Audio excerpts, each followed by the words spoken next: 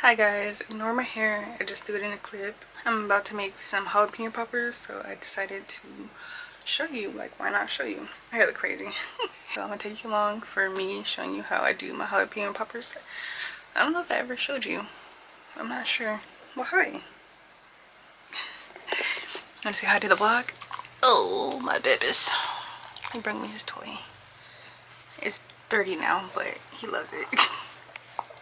Well then, here. I'm going to be using Pam to spray on the pan. Then I'm going to be using pepperoncinis, some nacho jalapenos, and some cream cheese. I like to use the croissant rolls. They taste so good. It's just easier to deal with. I'm sure you can use anything else, but this is what I do. And I really love the outcome. I personally like the pepperoncinis in mine, and my fiance likes the nacho jalapenos in his. We're going to be spreading the cream cheese on first, and then we're going to put the pepperoncinis or the nachos on after.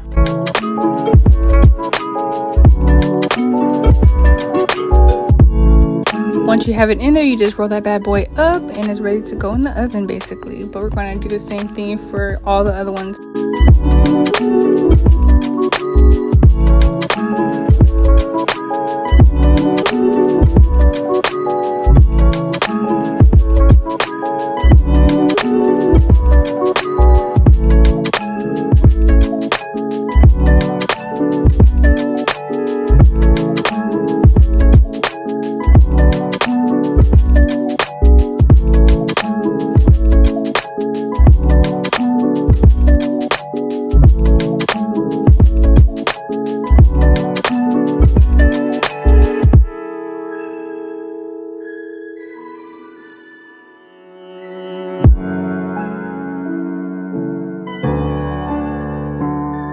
I make sure to do 4 with the jalapenos and 4 with the pepperoncinis because, you know, I like to have the even amount for both of us.